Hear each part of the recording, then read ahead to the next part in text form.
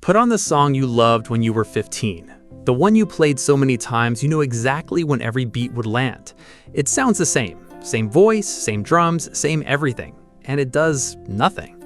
You haven't forgotten it. You don't hate it. It just feels smaller. And once you notice it there, you start noticing it everywhere. The show you used to save for Friday, the hobby you were obsessed with for about 4 months, the food you genuinely drive across town for. All still fine, none of it pulling. So here's a study that should annoy you. Researchers took people, played them a song they already liked, and asked them to rate how much they were enjoying it while it played. 10 seconds in, love it. 60 seconds in, the rating had already dropped noticeably. Same song, same person, 1 minute. 60 seconds, not 60 days, not you've heard it 400 times, of course it wore out. 1 play. The same brain that was fully in love at 10 seconds had quietly marked it down by the 1 minute mark. Something is going on here. And no, it isn't that your dopamine is broken. Part 1. The wrong diagnosis. Almost everyone runs the same diagnosis on this.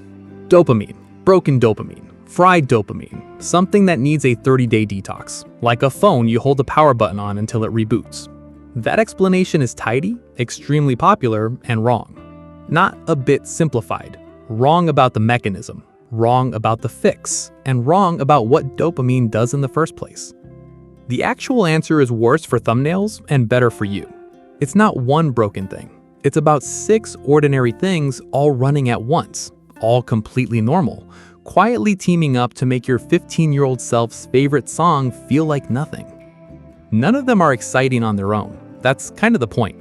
There's no chemical to blame and nothing to detox from. Just 6 unremarkable processes doing exactly what they evolved to do at the same time at you. We'll start with the one that's easiest to prove. Part 2. The bar that keeps sliding down. There's a famous study from 1978 involving 2 groups nobody would normally survey together: lottery winners and people who'd been in accidents that changed their lives permanently. Researchers found both groups and asked the very simple question: how happy are you right now, day to day? The obvious guess is that the winners are floating and everyone else is devastated. That's not what came back. The lottery winners weren't meaningfully happier than ordinary people, and the accident survivors, who were genuinely less happy overall, still rated small everyday pleasures more highly than the winners rated those same small things. People who'd lost almost everything were, in one narrow and very strange way, better at enjoying breakfast than people who'd just become rich.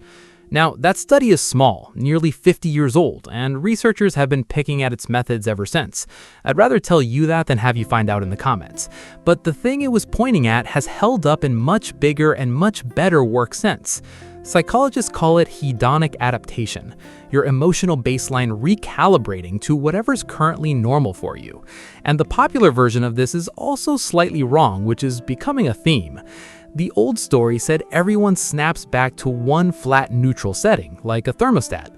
The better supported version is stranger. Your baseline isn't neutral, it's usually mildly positive. It's different for every person. Your mood and your overall life satisfaction can drift apart and move separately. And under the right conditions, it can shift permanently. So adaptation is real. It's just not the boring everything returns to zero story. And it doesn't need a lottery or a decade. In lab conditions, people's liking for a sticker dropped over 3 days. Liking for the same image dropped across 6 10-second looks. Liking for a painting dropped across 3 15-second looks. 3 looks at a painting. That's less time than you spend deciding what to watch. Now, each of those is a small study on its own, and I wouldn't build a religion on any single one, but they're all pointing the same direction, and the direction is the interesting part. This isn't a lifetime process, it's a right now process. Researchers have gone looking for this in basically every corner of human experience. Income, possessions, relationships, food, entertainment. It turns up nearly everywhere. What changes is the speed. A new phone might take you months, a new job maybe a year. A song you already liked, apparently 60 seconds. Different clocks, same machine. And liking for a song you chose yourself dropped in 60 seconds, which is where we came in. Adaptation explains why familiar things go quiet. It doesn't explain the other feeling, the one where ordinary stops feeling ordinary and starts feeling faintly embarrassing, like a coat that doesn't fit anymore. For that, you need the second bar, the one that moves the other way. Part 3, 47 seconds, and why it's not the villain. Before we get there, let's deal with the mechanism everyone assumes is the whole story, so it stops shouting over the rest. In 2004, a researcher started following office workers around with a stopwatch, timing how long they stayed on one screen before switching to another. Back then, about 2.5 minutes. By 2012, 75 seconds. By the 2020s, 47 seconds. 5 separate research teams have landed within a few seconds of that. That's a real, measured 20-year collapse in how long we sit with anything. So that's it, right? Phones broke us. Not quite. The famous study behind multitasking wrecks your attention has never cleanly replicated. When researchers pooled every study they could find, the effect shrank close to nothing once you correct for small studies flattering themselves. What's left is smaller and mushier. People who multitask a lot also report more attention problems, which is self-report agreeing with self-report, and doesn't tell you which one caused the other. And there's one more number worth knowing. The biggest, most careful screen time and well-being found, technology use explained that most, about 0.4% of the variation between people. The authors pointed out this is roughly the same size as the link between well-being and eating potatoes. I'm not saying attention switching does nothing. It's real, it's measurable, it belongs on the list. I'm saying it got cast as the villain, and it's honestly more of a background character, which is inconvenient because the villain theory is the one that gets clicked on. Part 4. The bar that keeps rising. Here's an experiment you've run on yourself about 1,000 times without noticing. You walk into your kitchen expecting a completely normal Tuesday, and someone's baked something. Small joy. Genuinely disproportionate delight over banana bread. Now run it again. Same kitchen, same banana bread, except this time, you walked in expecting a cake, a mariachi band, and the car with a bow on it. Same bread, completely different feeling. Possibly a slightly hostile feeling. That's not a metaphor. That's roughly how your reward system actually works, and it's the bit the dopamine crowd skips. Dopamine neurons don't fire based on how good something is. They fire based on the gap between what you expected and what showed up. Scientists call this reward prediction error, which sounds like a line item on a spreadsheet but really means surprise maths running constantly underneath everything you feel. Beat expectations, you get a spike. Meet them exactly, you get roughly nothing. Fall short, and something that would have delighted a less expectant version of you lands flat. Notice what's missing from that equation. How good the thing actually was. The gap is the whole game. And here's the correction the entire detox industry is built on top of. Dopamine isn't the pleasure chemical, it's the wanting chemical. Researchers have spent decades separating what your brain does while chasing a reward from what it does while actually enjoying one. And they found two genuinely different systems. Wanting runs largely on dopamine. Liking, the actual in-the-moment pleasure, runs on much smaller and more fragile systems tucked elsewhere in the brain, which means you can want something enormously and enjoy it barely at all. That gap, roughly, is the neuroscience of addiction, minus the moralizing. So, a dopamine detox is the wrong picture. You're not draining a battery and plugging it back in. Dopamine is being made continuously, and there's no known procedure that resets it by not looking at TikTok for a month. What can genuinely move is the comparison point, the level of stimulation your brain expects before something registers as worth caring about. Feed it intense things repeatedly, and that point drifts up. Picture a bar in a video game sitting just under a line marked "counts as exciting." Every intense thing you feed it nudges the bar higher. Nothing broke. The bar is supposed to move. Calibrating you to your own life is its entire job. Nobody told it when to stop. Part 5. 1 bad night versus 6 bad months. 2 mechanisms about your reward system recalibrating. But you don't adapt in a vacuum. You adapt inside a body that gets tired. And tired turns out to be 2 completely different things wearing the same word. Chronic stress, the months-long, no visible exit kind, genuinely turns down your brain's reward anticipation circuitry. Animal studies show it directly. Human brain scans point the same way. It quiets the wanting specifically, not so much the enjoying it once you're there part. But one bad night of sleep, in several small imaging studies, a single night of total sleep deprivation did the opposite. It cranked reward circuits up. Same reward hub that chronic stress dims, more active, not less. The researchers' best guess is that being wrecked loosens the brain's usual brakes on that circuit rather than draining it, which explains a lot about the decisions people make at 3 a.m. Same word, opposite effect, depending on whether it's been 6 hours or 6 months. That's not a fun fact for its own sake. It means get more sleep and you're burnt out are not the same advice pointing at the same problem. One is a structural, months-long thing that probably requires changing something about your actual life. The other might sort itself out by Thursday. And the chronic version is sneaky because it doesn't announce itself. It doesn't make things unpleasant, it just makes them not worth walking across the room for. You don't notice a missing urge the way you notice a headache. You just find yourself sitting down more. Burnout deserves a quick note too, because people use burnt out and bored interchangeably, and they're not close. Burnout is chronic, tied to one specific unresolved pressure, and it arrives bundled with a very particular cynicism about the thing you're burnt out on. Boredom doesn't come with that cynicism. It's lighter. It switches off the second something actually grabs you. Worth knowing that researchers are still openly arguing about whether burnout is meaningfully different from depression at all. Genuinely unsettled. If someone tells you otherwise, they're ahead of the field. Part 6. Boredom is not the problem. 3 mechanisms in, all about wiring, which raises a question we probably should have asked earlier. Is the flat, restless, nothing's doing it feeling actually the enemy, or is it doing a job we keep interrupting? The belief almost everyone carries around unexamined is, boredom is bad, boredom means something's wrong, get rid of it. That is not how the people who study boredom talk about it. In one experiment, nearly 300 people sat through a deliberately tedious video. Someone's actual job is designing videos to bore strangers, and I'd like to see that performance review.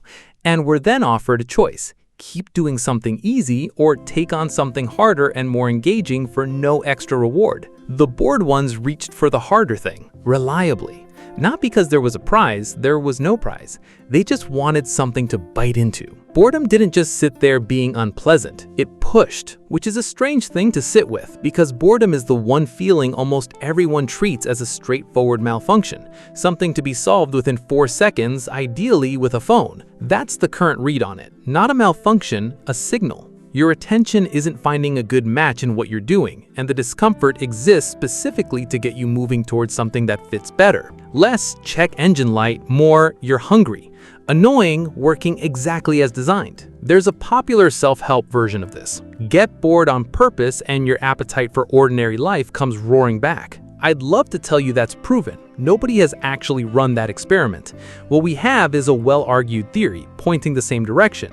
Boredom comes from a mismatch between what a task demands and what you've got, or between the task and what you actually care about, sometimes both. So, worth trying, not worth promising. But look at what that implies. If boredom's job is to launch you at something better and you never let it finish because there's always another tab, another video, another notification ready to swallow the discomfort before it does anything, then you're not curing boredom, you're just interrupting the one system built to fix it. 4 down. Every one so far has been about your own machinery. The last one isn't. Part 7. The 3 bars nobody mentions. There's an entire school of psychology that doesn't talk about dopamine or screens or adaptation curves. It asks one blunt question.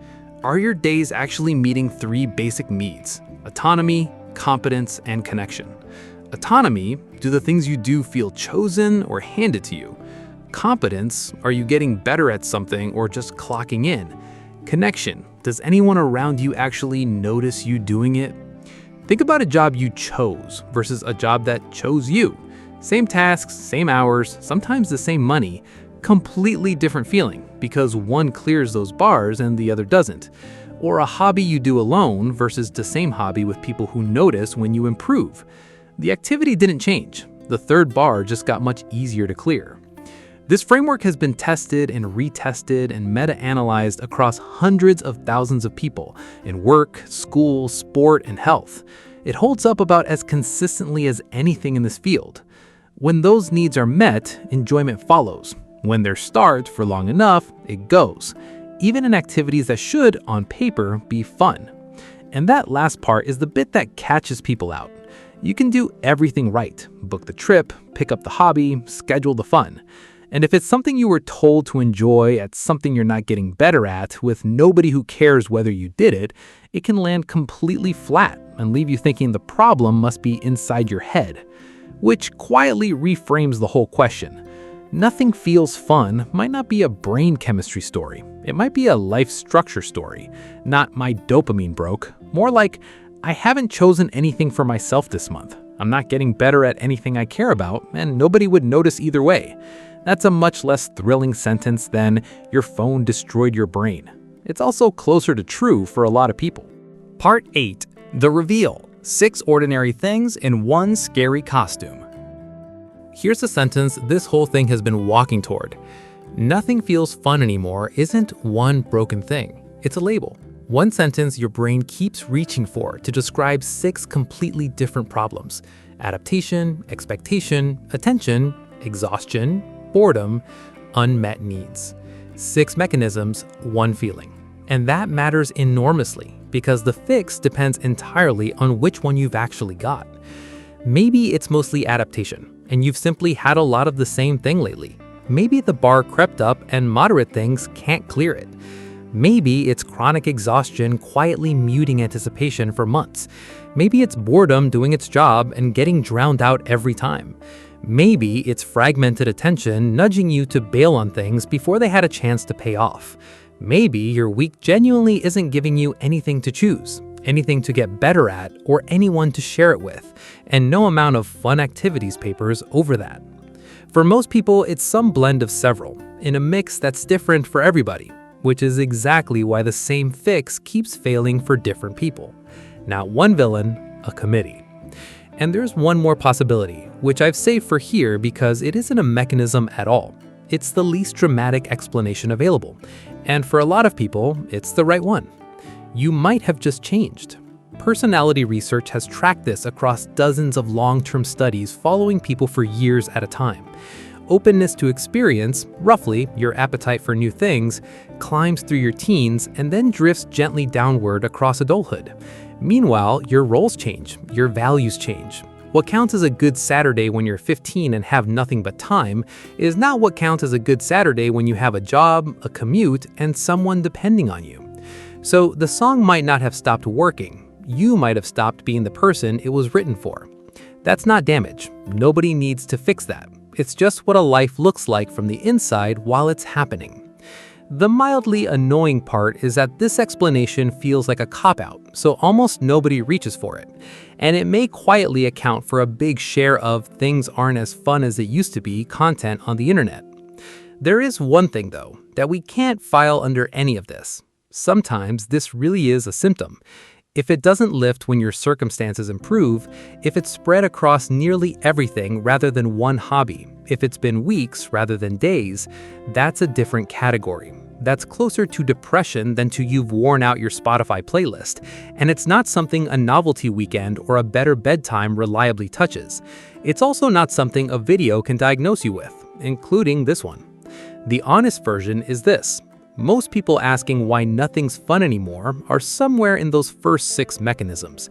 Normal, addressable, not evidence that something is broken in them. A smaller number are dealing with the 7th, and that one deserves an actual conversation with an actual professional, not a 30-day challenge. 2 very different rooms behind 2 very similar doors. Knowing which one you're standing in matters more than any tip I could give you. Part 9. Same song, different bar. So what actually helps? There's no universal 5-step fix, and if a video offers you one, you now know enough to ask which of the 6 it thinks it's fixing. Adaptation needs novelty. An over-raised bar needs less intensity, not more willpower. Exhaustion needs recovery first, and it matters whether it's 1 bad night or 6 bad months. Boredom needs you to stop running from it long enough to hear where it's pointing. Fragmented attention needs fewer unnecessary switches, not a phone ban. Unmet needs need a life with something to choose, something to build, and someone to share it with.